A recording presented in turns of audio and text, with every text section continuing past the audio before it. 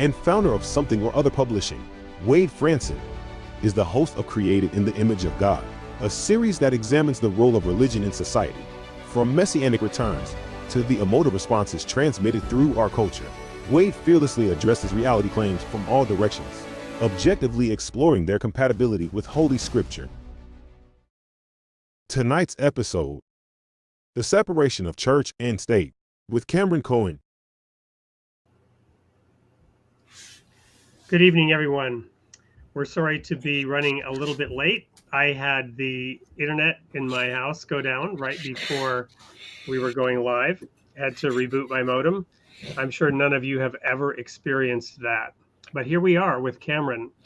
And we've had Cameron on the show before some time ago. And I'd like to welcome you back, Cameron. Well, thank you. I appreciate that. And looking forward to this discussion. I know we have talked back and forth about it a little bit, so I'm excited to see where it all leads. Well, I'd like to start by introducing you to our audience. You are the author of a number of books, and you are the host of a podcast, or do you call it a podcast, a show called the Cameron Journal, among other things. Well, the Cameron Journal is a written written publication. It is also a podcast. It is also a YouTube channel. In the grand tradition of how I have always done that. So, if you want to go listen to my latest author interview, CameronJournal.com/podcast, and of the weekly news hour will be coming back in the new year. So, very excited. And what is the primary focus of the Cameron Journal? It really is research, insights, and an exploration of culture. So I gather the best of the internet together under one roof. I write about different subjects, and we just kind of explore the world together. I do deep dives and long form journalism as my primary sort of creative expression. In fact, this year we're launching Cameron Journal Plus, which is my new membership program to support that long form journalism, because it is very intense and very expensive to do without some support. So so that's kind of what the Cameron Journal is all about. And sometimes I'm writing about stuff, sometimes I'm doing a video about something, sometimes I'm interviewing somebody. So it's really fun to sit down with different authors and learn about them, their life, their experiences, and see what they've been up to and where they've gone and the things that they've seen. And you have a particular lens through which you address many of these issues, I assume, that may have to do with your particular upbringing. When we had you on the show last time, if I recall, you've written and talked a little bit about your upbringing in a more conservative religious milieu, if I may say Yes. so, Yep. and your challenges in finding your own way from within that somewhat, I guess, restrictive path. Is that accurate? Yeah, I would say that's pretty spot on. I try not to tell people what to think about a lot of stuff. I'd probably make more money if I did. But I try to kind of present stuff to people and say, here's what I do know, here's what I don't know, here's what I can tell you with certainty, here's what I can't tell you with certainty. Draw your own conclusions from there. So I would like to engage people's thought processes and thinking about this stuff, and get them sort of thinking about these issues and bringing their own selves to it, so that they're not just spouting latest talking point, they've actually given some thought to it. Right. And I think this year, it is a new year in the Gregorian calendar. So happy new year to you and everyone. This year on the Created in the Image of God show, we're going to do a little bit of a shift. Some of our longtime viewers might have noticed that we have a slightly different intro. Dan Sanderson will be here occasionally, but he will not be able to co-host the show with us this year. We'll be introducing some faces you've seen, some faces you haven't seen as the months roll by over the course of the year. But our focus will be more directly into that religious space. But nonetheless, the ethos, the mantra that I've tried to develop over the last year or two will continue, which is that religion must inspire, not coerce.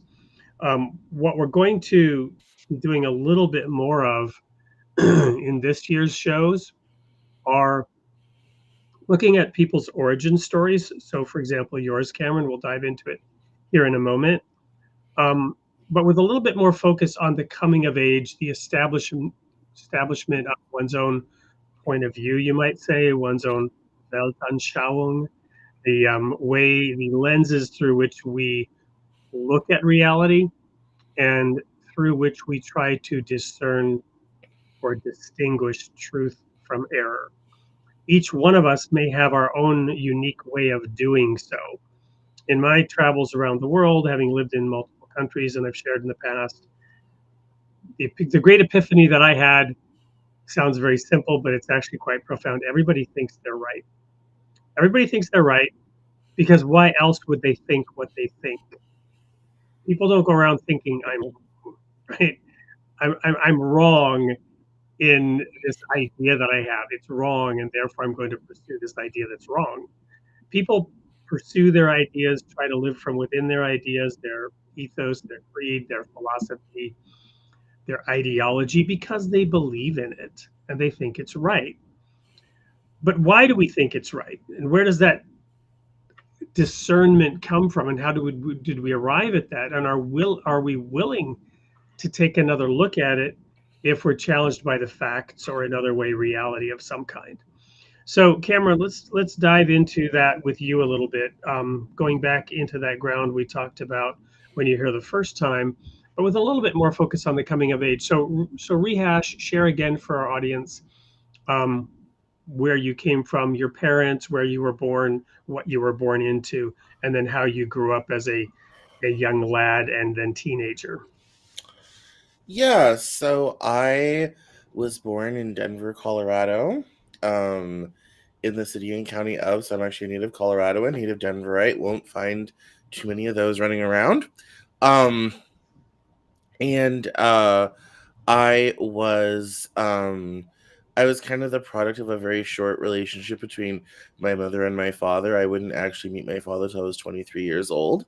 Um, which was a very interesting experience, and gave me a sense of connection and place and rootedness that I didn't even realize I was missing. Um, we'll circle back to him. And when I was very young, my mom married a very nice gentleman. And they got married when I was 5 years old, and we moved to a very nice sort of bucolic suburb, and started going to school. My stepdad, that is, did not grow up with any sort of religion. My mother didn't really either. But as we transitioned out of the private school system and into the homeschooling world, my mother thought church would be a good way to add in a new element of socialization, as well as the homeschooling community tended to be very Christian, particularly fundamentalist Baptist in our area. And so that's where And was that in Colorado? yeah, we're still in Colorado. Um, I spent my summers in Northwest Arkansas with my grandma, so I believe I kind of grew up in both because I spent like half the year in Colorado, like the other half of the year in Arkansas, where we also went to church, New Hope Baptist Church, which is a Free Will Baptist church, um, and so that was kind of how I grew up, and I stayed in that world of homeschool fundamentalist Baptist Christianity until I was 18. Um, and then I went to one of the most conservative colleges in America, Pensacola Christian College in North Florida, and I lasted about a month there. And I was already struggling with my sense of self, particularly around my sexuality, all this type of thing. And so when they found out I wasn't maybe quite as heterosexual as they thought I should be, I was quickly gotten rid of. And on the very long, sad, lonely drive from Pensacola all the way back to Colorado, I that began my departure from that world. It kind of just broke the glass open, and then I began exploring other ideas, other faiths, other things. 5 months later, I went to a public college. I walked onto campus wearing leather shoes, long slacks, um, a cardigan very similar to this one, um, and a collared shirt. And people asked if I worked there. I saw people with skateboards and long hair, which was just like of the sinful and awful people you didn't want to associate yourself with, um, all this type of thing. So it was a whole new world, and I just kind of kept exploring all sorts of things, people, new thoughts, new ideas. I told people, I said I did all the drugs, I drank all the things, um, I had all the fun one could imagine. Still did my undergrad degree in 2.5 years, so um, and and went from there. I When I was in Florida, I was in the music program, left that, switched over to political science, did that in undergrad and grad school, and then this time last year, I graduated with my MFA in creative writing from Goddard College. Um, but yeah, so it was kind of a slow kind of breaking out in a way. And after grad school, I got back into theater again. I got into nightlife, which was a whole new experience of all sorts of things. Um, but I kept up in exploring different spiritual practices, mostly to kind of fix myself. I wanted to fix whatever was wrong or going on in here because I didn't get a lot of stuff. I didn't understand a lot of stuff. Um, I didn't necessarily.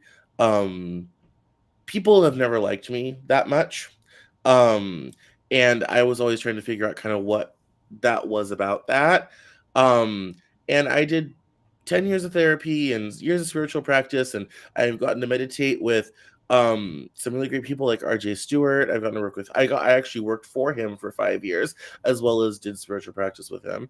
Um, I got to work with Don Oscar, who's a very popular Peruvian shaman, who does trips where you do ayahuasca and all this type of thing.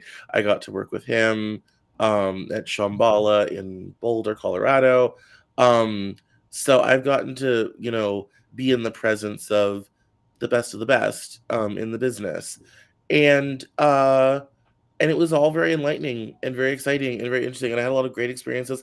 I met amazing people. I explored Sufism for a while when I lived in Seattle. Um, just really great stuff, really great people, really great things. Um, and I never found my home, spiritually speaking. Um, RJ Stewart's work in Western Esoterica came the closest, but I haven't been super involved in that world in several years now. Sufism wasn't a thing. The Peruvian shamanism was never really my thing.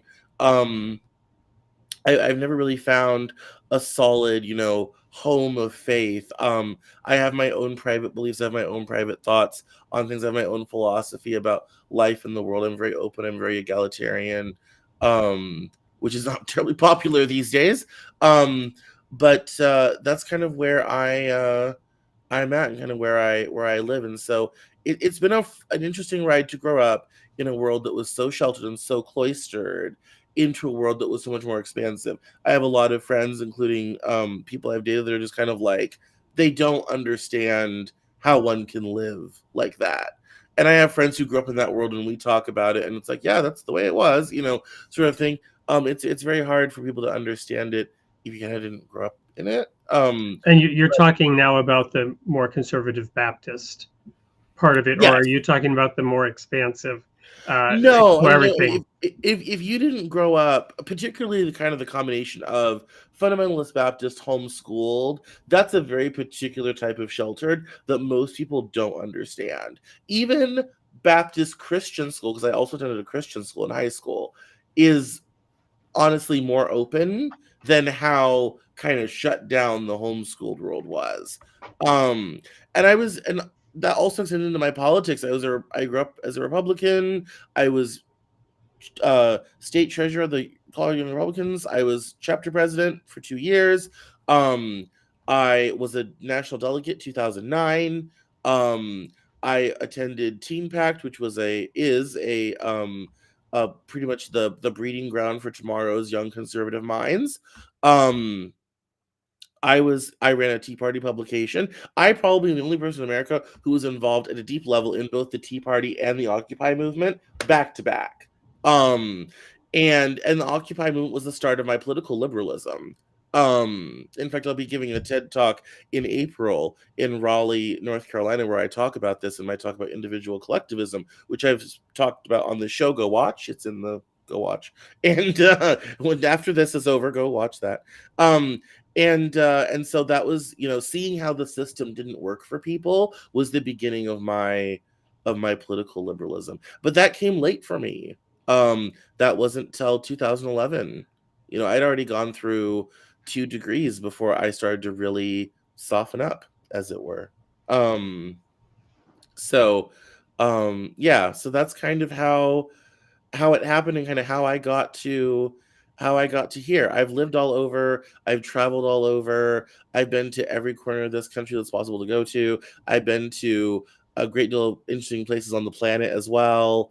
And I've gotten to write about it and take people along with me on the Cameron Journal. There's a couple great films. I did a writer residency in Canada in the winter when it was negative 29 degrees. And it's on the YouTube channel. You can go watch that. I did an album for a street performer busker of mine called Heart Close that was really cool.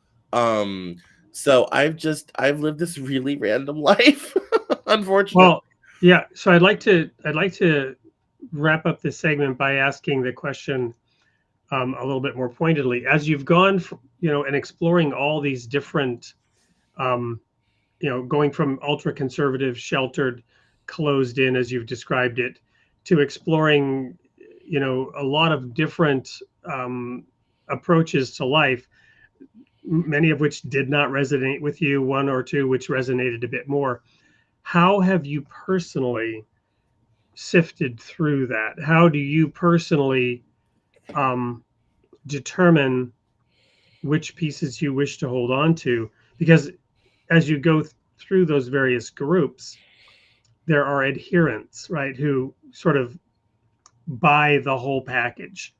Yeah. And I found it interesting that you commented earlier on having worked with the best in the business, because we don't think of spirituality as a business unless we're somewhat cynical and skeptical, right? Then it it's is a a business. business. Right. Having worked on the business side, it is a business, but that's another topic for another day.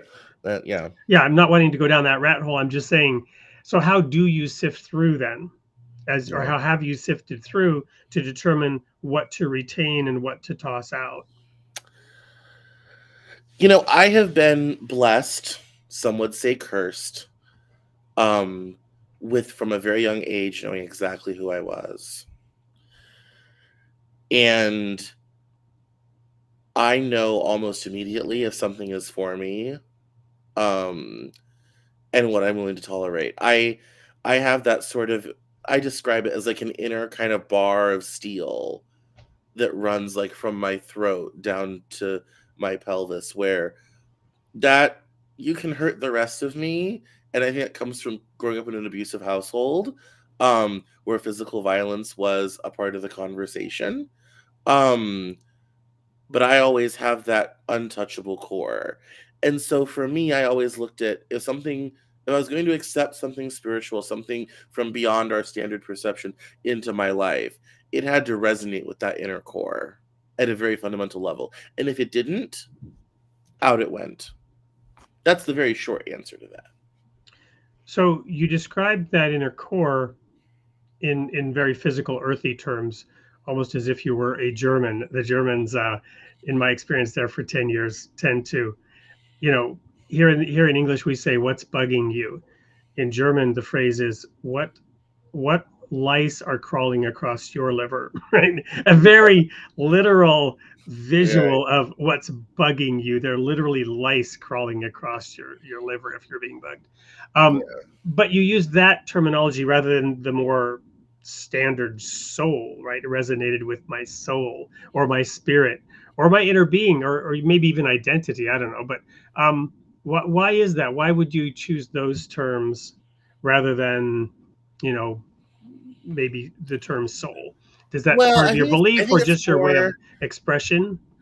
I think it's more evocative. I mean, I'm a writer. I write fiction, so I like terms that it immediately evokes an image in the mind of the listener.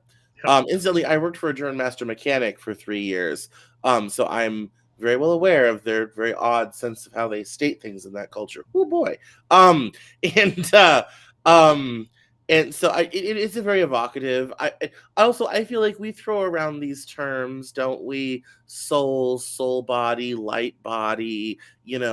We throw around these terms very willy nilly with not necessarily understanding how those things are talked about even in the modern versions of the religions they come from. Like, we talk about these things, they come from Hinduism and Buddhism primarily.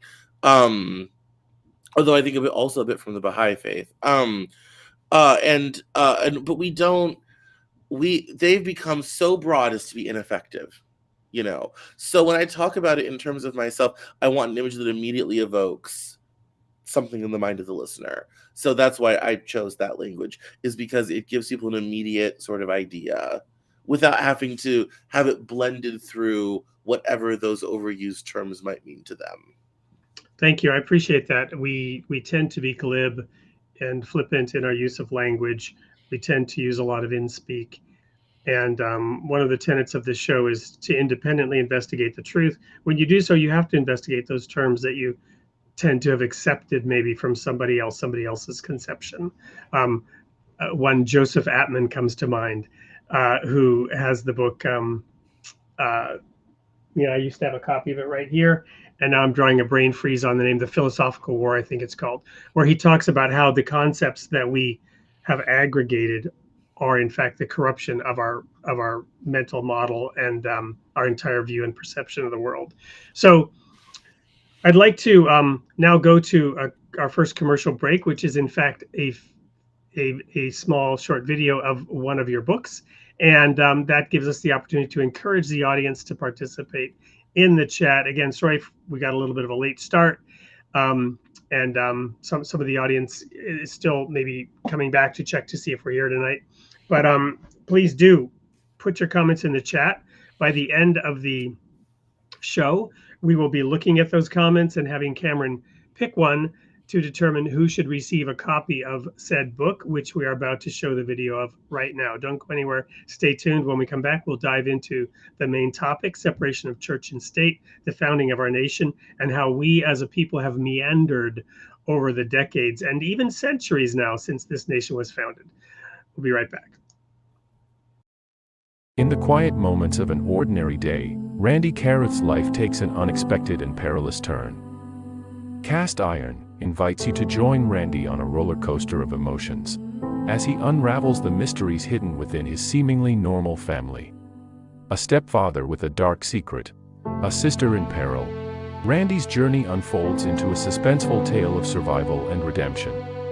Faced with betrayal, Randy's choices lead him down a path he never imagined, navigating through the complexities of the prison system. Can Randy find forgiveness for those who shattered his world? Will he break free from the chains that bind him? Cast Iron promises a gripping narrative of resilience and forgiveness. Available now at Amazon. And in case you missed it, Cast Iron was authored by one Cameron Cowan, and you can win a copy of it by putting your comments in the chat. In case you're not interested in doing that, there's the QR code. You can go order it online right now, or at least bookmark it for later. So Cameron, before we went to that little break about your show, we were just exploring the lens through which you use to discern and distinguish truth and error, to decide what to keep and what to toss.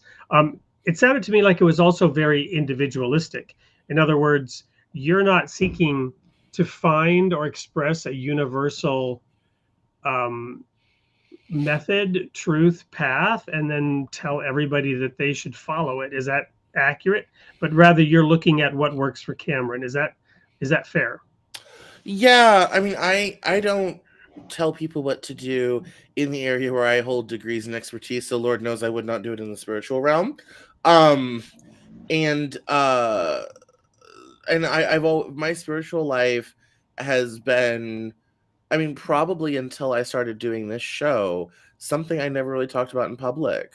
You know, it was something I did privately on nights and weekends, sort of on my own, and I didn't really tell anybody about it. And it's like, oh yeah, I have a thing tonight, and blah, blah, you know, and I just would kind of keep it to myself. Um, so yeah, it was more focused on what resonated for me, because what might not resonate for me might resonate fantastically for someone else. Um, and I went with another member of my family to a lot of these things for years and years and years. Um, and and there were things for her that resonated fantastically well that did nothing for me. Um, and there were things that really touched me and experiences I had that really got me that did nothing for her. So I think it's really up to each person to find what is particularly resonant for them. And I think even within organized religion, um, people do different jobs in a parish, in a church, in a community, because they feel like God has called them specifically to do that, or provide ministry in that way, or whatever have you. Um, there are some people that show up Christmas and Easter, if we're lucky. Um, I view all as if it is valid, you know. Well, and that's a nice segue to the separation of church and state, the founding of this nation. Um, the Declaration of Independence kind of launched that with, um, the statement, "We hold these truths to be self-evident, that all men were created equal," and then we enshrined freedom of religion in our Constitution. So um, let's start with that statement in the Declaration of Independence, and let's dive a little bit into history, and we'll also then explore, why you have an interest in civics. Maybe if we get to it by the end of the show, we'll talk a little bit about individual collectivism and how that plays out in the American world. But anyway, going back then to that statement, is it fair to say that because the men who were involved in the Declaration of Independence stated we hold these truths to be self-evident, that all men were created equal, that to them it was self-evident that there was in fact a creator, that they had what we today would call religious views, whether they viewed them at the time as religious because they may have viewed themselves as standing apart from or outside of a specific religion, while holding the self-evident truth that there was a creator of all men, regardless of which religion they professed.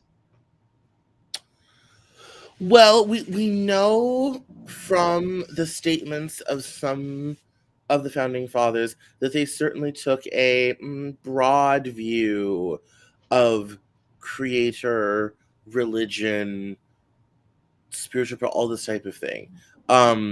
It was Jefferson who thought that the American experiment should, could, and would accommodate what they called at the time Mohammedans, which we would now call Muslim people. But that was the 18th century term. In this country, you had open Protestant and Catholic worship as standard practice, even in colonial times. But I think it's important to put this in context. Before the two great Enlightenment republics, France and the United States, every country kingdom had a government mandated state religion paid for by tax dollars. Many European countries still do. Denmark, the Netherlands, Belgium, Italy, the United Kingdom, all still have state religion. Well, and even in Germany, again, the time I spent there, you had Yeah. to opt out of money being collected for either the Protestant or Catholic Church from your paycheck. Right. Yes. And right. It's, I mean, and that is, to this still this very, this very old idea. And even expanding out of Europe, the linkage between government and religion has been part and parcel. The ancient Egyptian pharaohs believed that they were gods, brought to earth. This was true of Persia and Babylon as well. There were, Chinese emperors that sought remedies for immortality, that they might rule the Middle Kingdom forever. In Japan, the emperor is a product of the goddess Amaterasu, who has herself birthed the entirety of the Japanese people as one giant family all together. This is how we have talked about, I mean, for Native Americans and pre-Columbian Mesoamerican peoples in this country, the earth, Pachamama, that's a Don Oscar term, was gods because they were reliant on the earth and things growing and things coming up, and you had this you had a duplicitous amount of sort of nature-based gods, even in Africa, with basic ancestor worship, animism, all this type of thing. There was no idea that these things should be at all separate. It was part and parcel of life. I read a great book last year called about the Hmong people immigrating to America, and it was called "And the Spirit Catches You and Then You Fall Down." Um, and it talked about how integrated religious and spiritual practice was in the life of the Hmong people that come from the mountains of Thailand and had been displaced by the Vietnam War, and they immigrated to California. And if you haven't read it, Anne Fadiman, go read it. It's fascinating. And So when you look at all these different ways to handle culture, it wasn't until the 18th century that we said, hey, you can govern a nation and go to church, and those things need not be tied together. And I found Jefferson's letter to the Danbury Baptist pastors, where he said, believing with you that religion is a matter which lies solely between man and his God, that he owes account to none other for his faith or his worship, that the legitimate powers of government reach actions only and not opinions. I contemplate with sovereign reverence that act of the whole of the American people, which declared that their legislature should, quote, make no law respecting an establishment of religion or prohibiting the free exercise thereof, unquote, thus building a wall of eternal separation between church and state. So let's that was brand new, never been done before. Thank you. And there's your American exceptionalism right there, right? Of how things interact with each other. It is a concept that is only really as old as this country, really. Well, right there is your American exceptionalism. Yes. Right. So now, taking that statement, it would seem, based on that statement, that the idea behind the separation of church and state was to place limits on the state to interfere with religion. I mean, that's what was going on at the time, right? In other words, it was a given that people had deep religious beliefs. It was a given that absolutely governments had used those religious beliefs to create unity and conformity and to achieve goals and ends and means in managing the people, governing the people. Yeah. But here it was stated that is not something that the government needs to do or in fact should be doing. Yes. And that is very important. There was a day and time when if a pastor said something in the pulpit at church that the government did not approve of, that person could be arrested. The King James Bible was a government sanctioned document, hence the name. Right. So very different, with particular emphasis on many things that supported the rights of kings.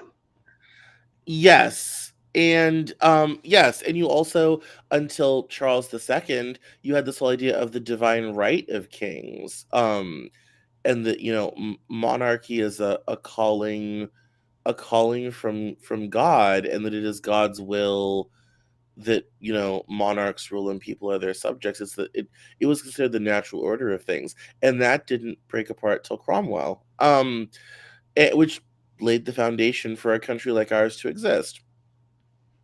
It So, was a so, very so kind of then, different idea. then how did we arrive at today's version, where we've had the co-president on this show of the Freedom from Religion Society. I subscribe to Scientific American, and in every issue of Scientific American, they have an ad promoting the Freedom from Religion Society, in which Yes. it is their particular view that the path forward, for America is to abolish religion and to eliminate its influence, rather than to, in a sense, encourage the population to hold religious views and to practice them independently of their role in a government, um, and the government's rules over people.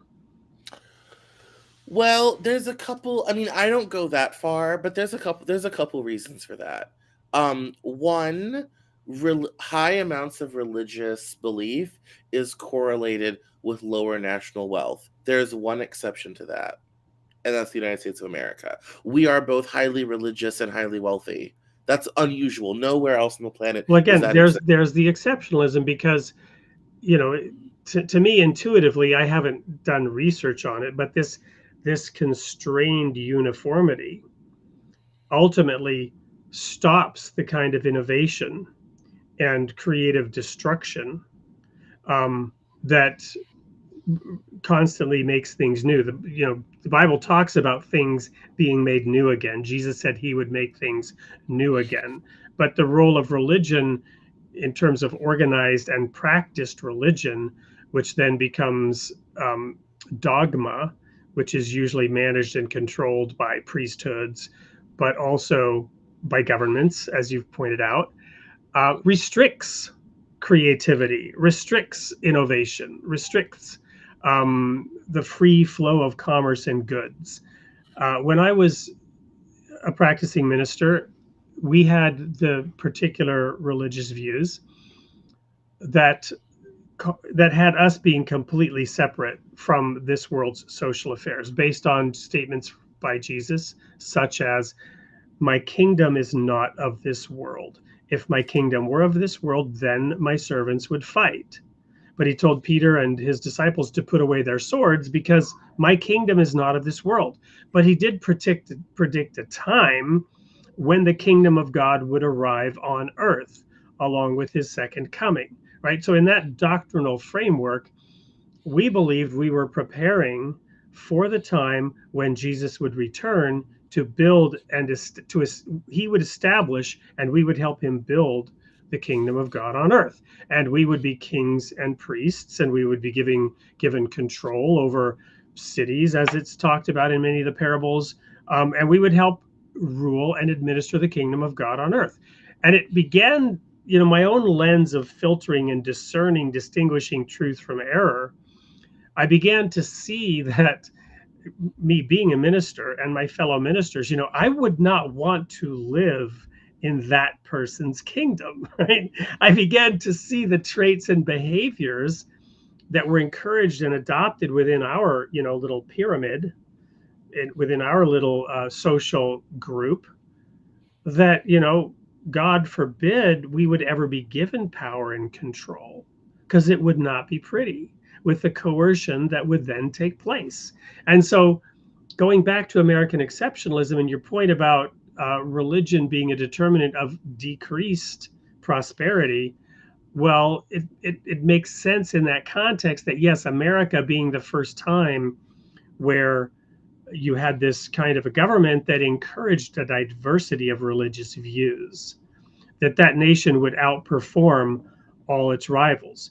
But in that sense, rivals. But is it fair to say that you could also go too far in that direction, and that if you start removing religious belief altogether, that's not necessarily going to lead to greater prosperity?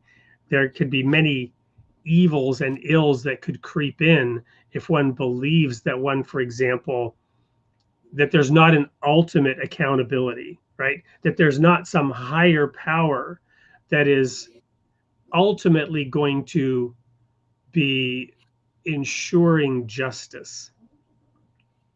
But why does there have to be? That's a great question. I mean, because I mean, the reality is there's very little justice in the natural world.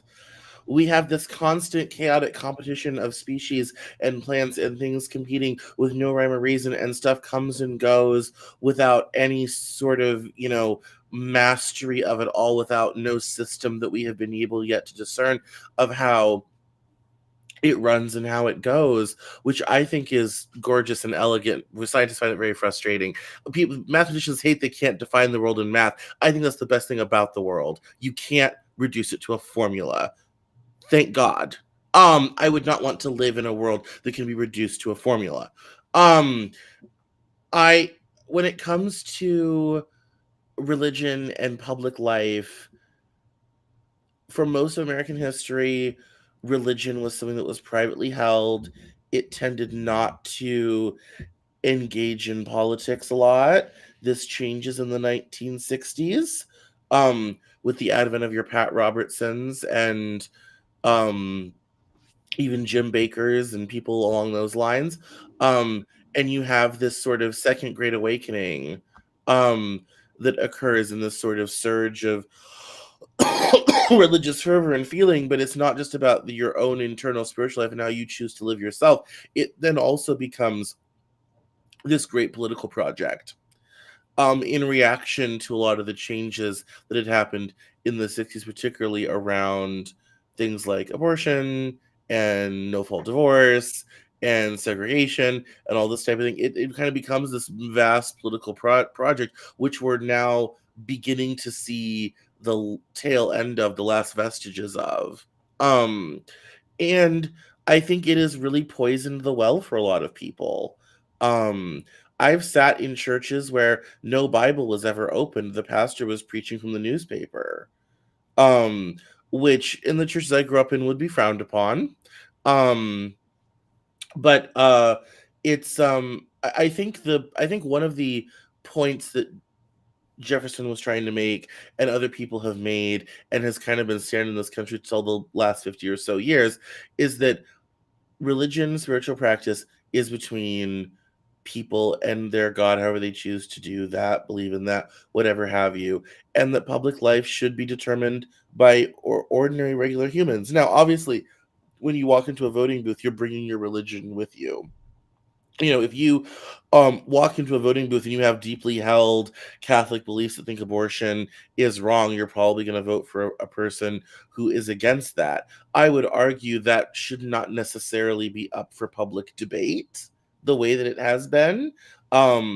Same thing with when we had laws outlawing miscegenation, marriage, and between Black people and white people, laws out, banning homosexual behavior, all this type of thing. These are not necessarily behaviors of adults that we should be regulating necessarily. But I think people should vote for the candidate who expresses their beliefs or not. And if you want to vote for the conservative, family values, heterodox candidate, then you should have the right to do so. If you want to vote for the person who's maybe more expansive, more egalitarian, then please do so. I wish we had more than 2 political parties in this country for exactly this reason. Because then we could have a Lib Dem, or a Christian Democrats like in Germany. We could have these kind of other mismatch of flavors that would better express the political will of the American people than it does, right now under our current system. But I do still feel very strongly one of the things well, that made let this me country let me ask you a question, and in religion, and now we do, and we're seeing the consequences of that. let me ask you a question regarding that, because in theory, America does not have to be a two-party system. Is that correct? I mean, Mr. Civics, in theory, could the Americans, right? The Americans, we could have 4 or 5 or 6. What does this say about the Americans? Well, we have a structural problem. And it's one that we fixed in Germany and Japan. when you have a winner take all or a first past the post system where you have to get 50% plus one, it's very hard to have a multi-party democracy in that environment. Are you talking about the president, or are you talking about? I mean, No, because the House of Representatives, even the when you Senate. get down into congressional districts, it's still 50% plus one, which makes it very, if you have three political parties, it makes it very hard for anyone to get 50% plus one. And whichever two parties are the closest next election are going to want to get together, because then they can be guaranteed to win because they're going to have the majority of the votes. And so you have this natural collapse.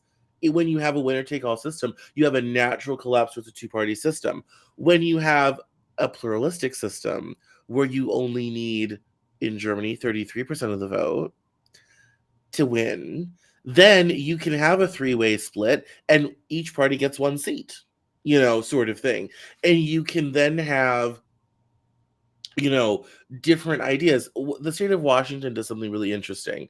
In its lower house of representatives, each house district has two seats.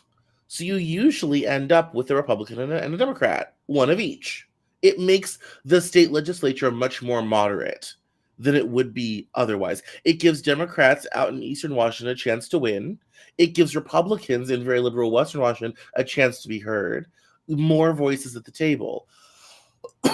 We should not have a two-party system in this country. We don't need to have one. We would have to fix how we vote, which some states are doing. Alaska has introduced ranked choice voting. I believe Vermont has as well, to start to begin to change how we vote so that we could actually have a true multi-party democracy.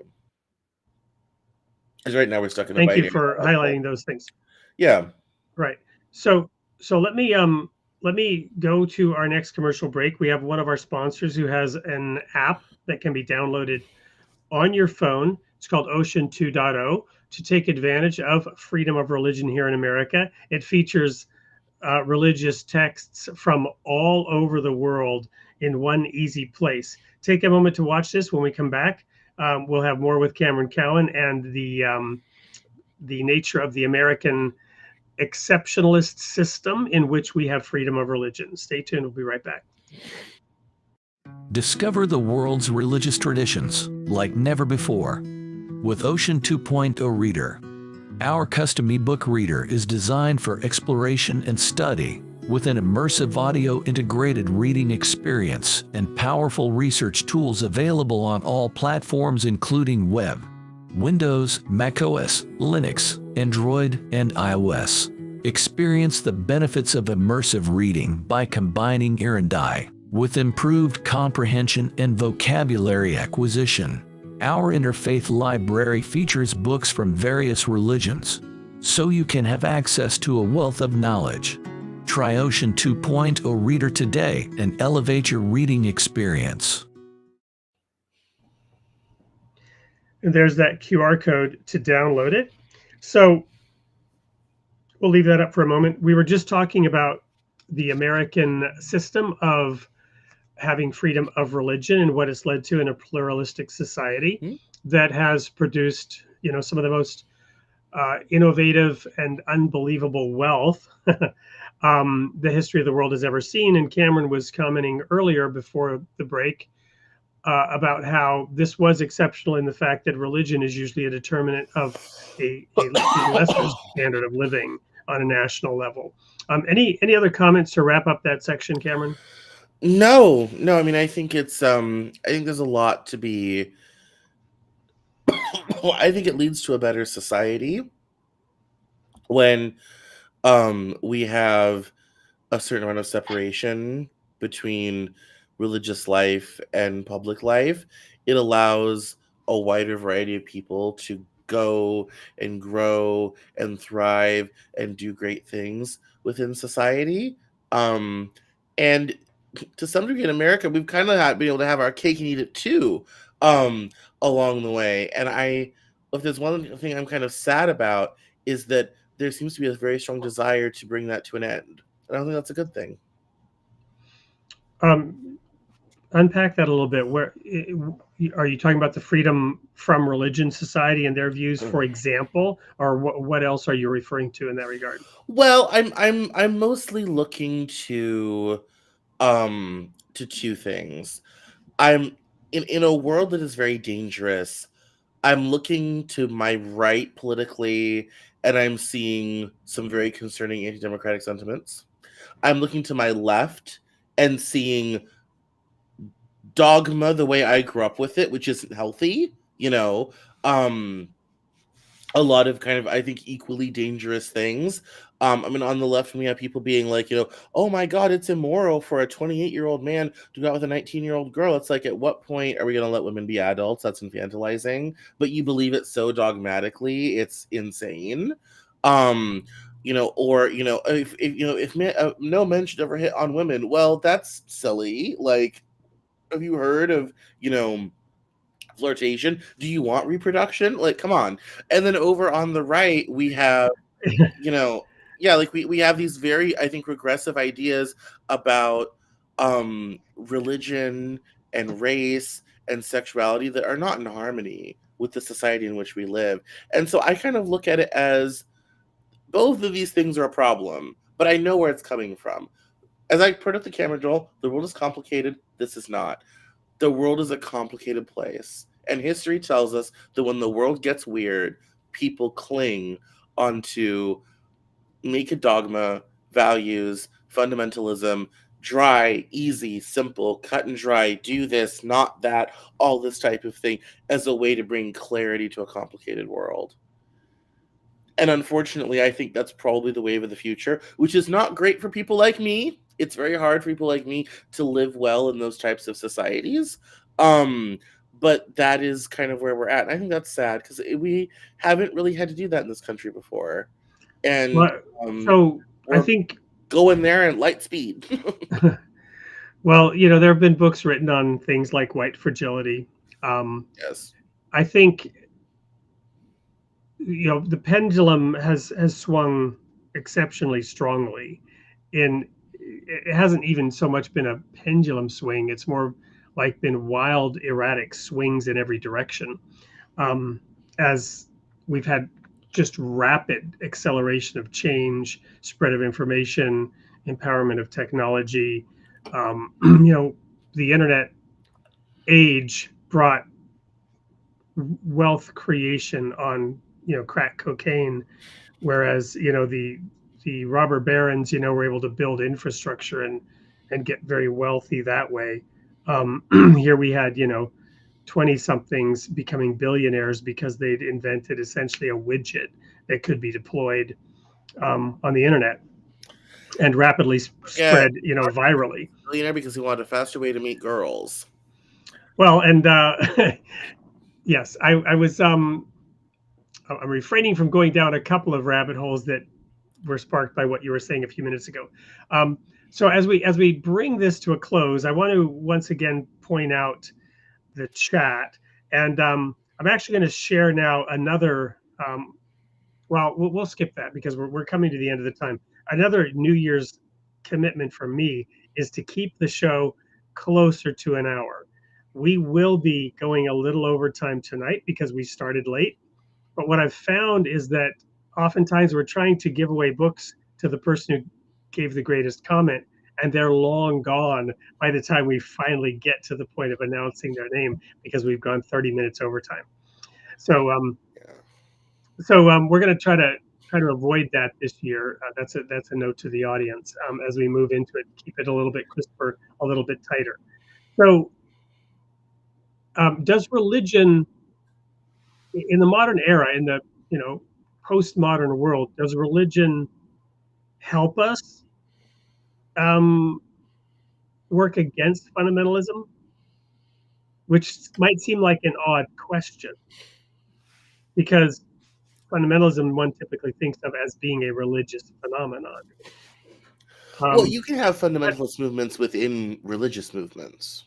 Well, yes, and you can have fundamentalist tendencies outside of religion. You mentioned certain political tendencies. I see, well, one of my favorite sort of jokes, sort of schoolboy pranks, is to highlight how the four horsemen of the apocalypse used to be the domain of fire and brimstone preachers who would talk about, the pestilence and the famine and the religious wars that would be fought by the various horses, the pale horse, the white horse, the red horse. Um, but the proclamations about the four horsemen of the apocalypse and the horrors of the book of Revelation have become the domain of science, with climate change being one example and global pandemics being another example. In the void created by religious prophets who are, to your point, preaching from the newspaper, right? And talking about current events in apocalyptic terms. Well, we don't need them today because science is fulfilling that role on their behalf and prognosticating doom and gloom for all humanity. Um, Yes. does religion help us against that kind of fundamentalism, where somebody has an ideology and believes that the world will be saved if everyone adopts it, and it's not coming from religion at all? Well, you know this, and I've talked about this before, and it's in my first book. I am not on board with the climate change narrative. Haven't been for some time. So that one I'm always right at, because there's a lot of people saying a lot of deranged things that have no basis in any sort of scientific inquiry. So I mean, yes, I mean, I think religion can be a defense mechanism against that. Unfortunately, it's a rather poor one because it has too much baggage of its own, you know. And I think that makes things difficult for people as well. And I think but I think it can help people kind of break out of certain modes of thinking. I've always said of science, the problem with science and why it can't replace religion as much as Carl Sagan and others would like it to, is science doesn't know how to tell a good story. It's very good at defining our world. It does not know how to tell a story about it. And that's what people are looking for. They're looking for a story. They're looking for a narrative they can digest and understand. That's And interesting. in politics, you see this all the time. We are not based in facts. Haven't been for a decade. We're based on narrative. I teach this in marketing. When I teach this in business consulting, I talk about this in a wide variety of my work, which I always just used to quip, news is a narrative, so we call it a story. We live in narrative and story. That's it. That's all we have. It's so fundamentally human about us. And for a while, religion served that role. Now it's a little bit of religion. It's a little bit of science. Well, and you mentioned Carl Sagan, right? All of these things that create these narratives. You mentioned Carl Sagan, and he certainly did that, and he did it well. But again, I'll reference in terms of the narrative, right, and the stories, and that's perhaps what he was onto that, and he was trying to accomplish that. But as a longtime subscriber of Scientific American, I would say, no, wait a minute. They constantly, and especially in the last decade, they have woven narrative into their articles. Almost every article tells a story, but it's interesting when you pointed this out. It's story. No, wait. Let me finish. So what clicked when you told this is what they're doing is they're telling mini narratives that deconstruct the big story, right? They are deconstructing the big story. They are attacking the big broad narrative with a little mini narrative. And it's like death by 1,000 paper cuts, right? And you have all these little mini stories about how this scientist or that scientist overturned. It's the big story there is Galileo, right? And the right. Copernican revolution, right? Which delivered a fatal blow to religion by showing that the Catholic Church was anti-science. I'm creating a narrative now. You know what I'm doing here, but the point is that's been going on ever since. The big narrative has been shredded with all these smaller narratives. So they do tell a good story, but it's a compact little story that's constantly hacking away at the big story. It's a And it's not deconstruction. anything that you can believe in. It's not anything that Right. you can Exactly. hang your hat on when your child dies unexpectedly or your parents pass away. Science offers no, and this is where religion and spirituality is very good. Right. Science offers us nothing in the lowest, darkest times of our lives. They don't Yeah. have a story for that. Well, You they do could. not want to ask a medical doctor, well, what happens after we die? They don't know, nor do they care, because they can no longer charge the insurance company for that.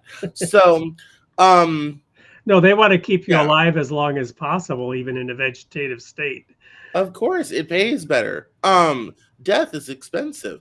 And so yeah, so you have these very difficult circumstances, and you have this sort of dearth, and that's why I think in this country you have declining rates of religious attendance, but the rate of people believing in God as a concept remains at 80%.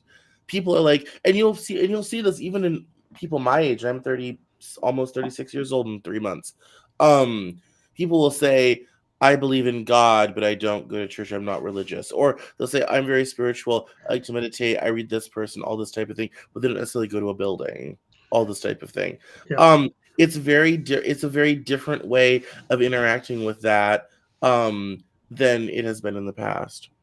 Well, and we're going to have to draw a line there and move to the chat. But for the audience, rest assured, we'll be exploring many of those topics as we move forward over the course of the year. What is the overarching narrative? What are the questions that many adherents of religion have failed to get answered because of the dogma, because of the calcification that entered into religion, because of the you know control of creative and honest readings of the actual texts that might have given answers had the answers that were provided by people who read those texts and interpreted them many decades or hundreds of years ago have not been looked at with a fresh eye. We'll be exploring all of those themes over the course of the year. But Cameron, let's go to the chat now. There have been a number of comments, interesting ones. If you want to peruse any of them that you want to highlight. While you're doing that, I'm going to highlight one here. Baker has been doing yeoman's work, talking about all this stuff, which is really great. I'd like to go ahead and answer Sarah's question while you review the chat, which is, hey, Yes. Sarah, great question when you popped in. We were discussing today the separation of church and state, the American experiment, how the American nation was exceptional in the fact that it allowed a plurality of religion, that it sought to remove the interference of the state from religious belief, allowing a proliferation of religious ideas and religions to grow within the country. Okay, you were mentioning Ralph. There have been a few others. Any particular comments you want to call out? Yeah, so this one from Jet 4231 is really good. Some historic perspective, the Protestant Reformation and the Catholic reaction to it led to the death of large parts of some of the European countries. True, wars of religion, 120 years. Separation of church from state was a solution. It was. The wars of religion ended in 1646 by allowing all countries to freely choose their own religious practices, which was really important because that would no longer be controlled by a Lutheran synod or the Catholic Church. Countries were free to choose or not as they wanted to. It would be another 150 years where we would get separation of church and state, and a lot of the European powers have never separated church from state. That's still most of your crowned monarchs of Europe are also the heads of the churches of their countries. So the whole idea of not having a deep involvement between government and the church is a very American idea. It's a very Republican, small r Republican idea, and is really only present in a handful of countries. So I'm going to throw out a word out. I know we have the Clearwater Baha'i channel here. This is an interesting thought that Cameron has just brought up for the Baha'is, and a little bit of in-speak here perhaps, but it's interesting to think of those monarchs as, holding on to that religion as part of the state, and the role of America in the evolution of society and religion. It's just something to think about. I just throw that out there. Other comments, Cameron? Did you want to Yeah, because Lord we're, Cole, Paul we're said that Christians should be subject to the higher powers, not to strive to become the higher powers themselves. That is true. That is very true. I believe that was in both Galatians and Second Corinthians. Paul advises that, and that's how it was in this country until the 70s. A lot of very religious people stayed out of politics. They didn't even vote because they believed politics was a dirty business that was not for good Christian people. And your Jerry Falwells and Pat Robertsons and Billy Grahams changed that, and it made it spiritual to go after, to conquer America for God, as Billy Graham would put it at one point, all this type of thing. And this idea that in order for this country to continue, we have to be based in good Christian values and all this type of thing is always struck me as so funny, because the founding fathers would be repulsed at the idea. They wanted Protestants, Catholics, anyone to be able to worship freely in this country without anyone saying, no, you can't do that, all this type of thing. So the idea that that's our modern political stance and all this type of thing is rather interesting. But if you look at it in the context of where we are historically and spiritually as a country, it makes a lot of sense. So those are my favorite comments out of the ones that I've read. But great discussion has gone on. And Well, sadly, I'm going to have to force you to do the 50+1% thing here and pick Yeah. one, because we're going to be sending a copy of your book Cast Iron to one of these commenters. Yeah, and I think it really should go to Ralph from Facebook. He's done a great job of just staying right along with us. So enjoy the book, Ralph. Give us a contact, and we'll get that out to you. There's one of Ralph's comments for the audience, because I think depending on which channel you're tuning into, you're only seeing the YouTube or the Facebook. We stream out to multiple platforms, so you may not be seeing all the comments. I'm not really sure how that works live, but No, that is true. Like when I usually watch this show and I'm not on it, I watch on YouTube. I can only see the YouTube discussion. Yep. I can't see Facebook or anything else. So it's nice when you post them on the screen, because I get to kind of see what other people are talking about and all this sort of thing. So yeah, it's a lot of fun. But yeah, Ralph's done really well, and we should definitely send him out a copy of the book. And it's a lot. It's quite a journey, but it's a lot of fun.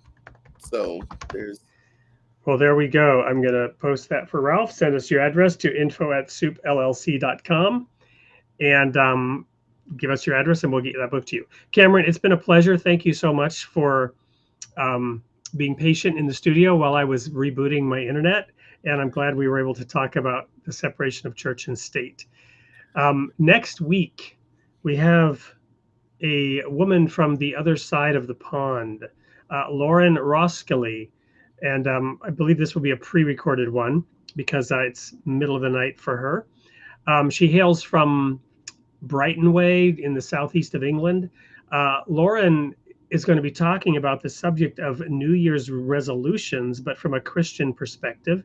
She approaches the overcoming and healing of depression, anxiety, and self-harm from a Christian mind of Christ perspective.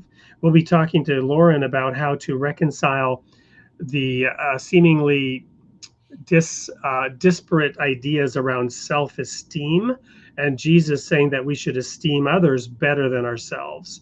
And we'll be very much looking forward to Lauren's take on that. Next Tuesday, January 9th, same place, same time. And I'd like to announce in a couple of weeks, we'll be having a very special guest who many of you will know, maybe even have some of his books in your libraries.